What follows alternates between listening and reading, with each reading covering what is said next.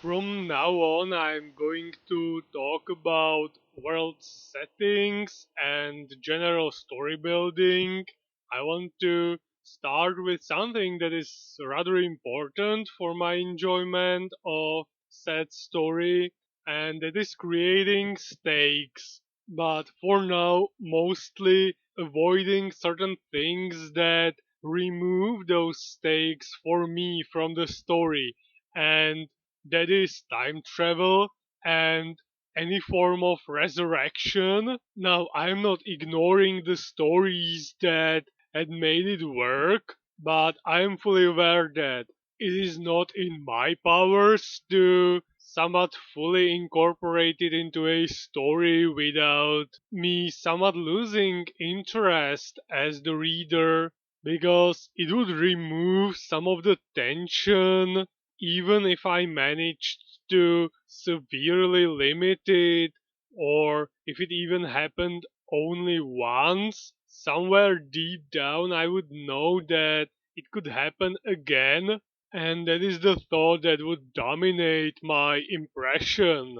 Even supernatural healing to an extent does a great job at diminishing my care for the story and its characters. It is one thing when it's a story of a game, for example, but if it's a book that I'm writing and I know that no matter how vicious of a fight I write, unless the character actually gets killed, there will be no consequences in the physical state of the characters. If I know that resurrection and or just regrowing limbs exist, it's hard for me as the reader to truly engage with the tale, and I think that to a large extent I want to avoid introducing these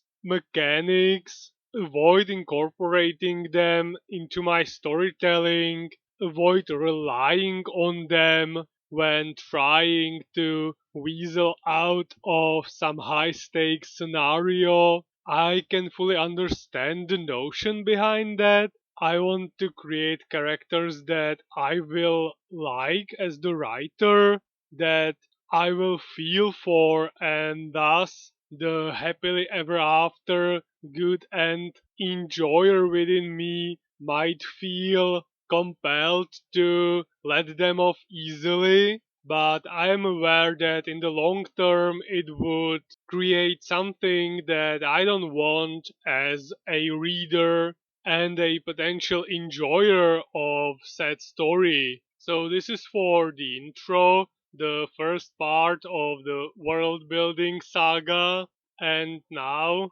after their adventures on ice, the Rapid Arrows are moving forward into the unknown, and this time they are organizing a grand figure skating competition with many wishing to join, including Longpole and Bohosh, who will compete as a pair. When it begins, the first contender is Jirka, who presents a decent performance, even while being heckled from the sidelines by Speedy, who promises a once in a lifetime event from, well, himself.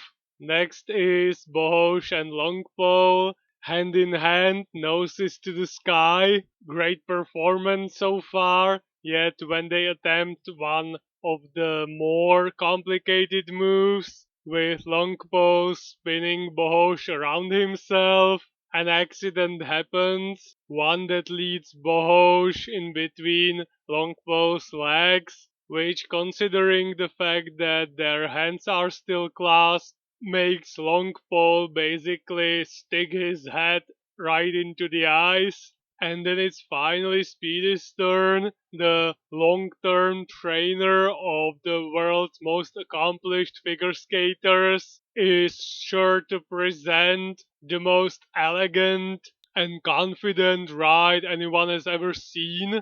The fearless poise, basically ready for the Olympics, but when he's going backwards with one leg up, a move he calls the farewell ride, he unfortunately misses a poor man fishing in a hole in the ice. He falls over him, tries to desperately grab onto something, ends up grasping the man's head, but unfortunately that is not enough to stop his fall, and he basically plants his backside right into the hole, plugging it completely, screaming that the icy claws of the frozen death are dragging him under the ice, which is obviously not happening. And when he finally manages to extricate himself, he has to eat one last biting remark from Longpole, who himself sports a very red nose from his nasty fall, commenting on the state of wetness of the world famous trainer. And that is how the street championship in figure skating ends. Now there is a group of four young women who just applied to the editorial office with their new club. Now all that is left is finding a club room, and as per the Herald, they are going around all buildings asking for some empty sheds unused they could decorate and transform into their club's new home. Unfortunately, they encounter a rather nasty middle aged woman who immediately sends them packing with the words of anger and resentment that she had never had anything like that in her childhood and she still managed to grow up just fine. One of the girls argues, saying that they are going to complete the scout badges, try to be useful to the society around them, performing acts of generosity and charity instead of growing up as wild bushes. But unfortunately, that is not enough to convince the owner, and thus the only option they have left is to build their own, since one of the girls' mothers will be fine with them building their club room on her land. Now all they need to do is to figure out a way to actually build the building. One of them mentions that in a certain Foglar's novel, some boys created their own club room from a bunch of small boxes, and they are going to ask the Rapid Arrows for help. They obviously agree and begin planning how to actually finish the construction. Plan is a small building near a wall. Everyone has their own tasks. Boys are digging the foundation, others are trying to gather old bricks. Speedy is stirring grout, offering taste tests to anyone willing, as his seems to be resembling porridge. But then the work is interrupted by a stone thrown over the wall with a message containing a warning from someone calling themselves the Shades of Night, who are warning the toiling boys and girls that the construction will be interrupted by them at all costs. Well, Mirek is obviously unafraid of such warning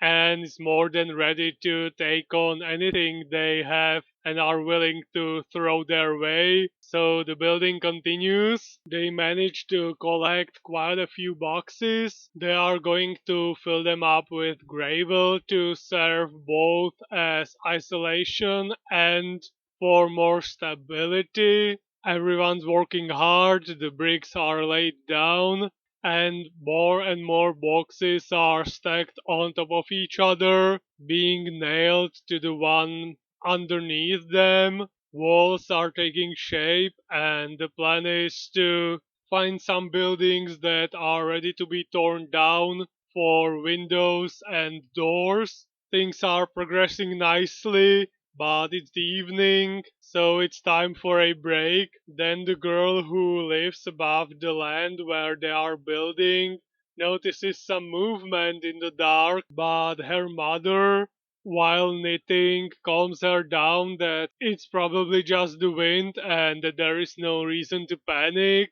It turns out that there was a reason, since the shades apparently were serious with their threats, and almost the entire construction is undone. When assessing the damage, Yarka notices a small notebook, and when opened, it's revealed to belong to certain boy, Vilda, who Yarka considers one of the best and straightest boys in terms of manners and behavior as a whole from his class. Well, that certainly is suspicious. So Mirek is going to leave the school tomorrow with Wilda and carefully attempt to find out what the notebook was doing at the site of the crime, since it's their only lead, at least for now.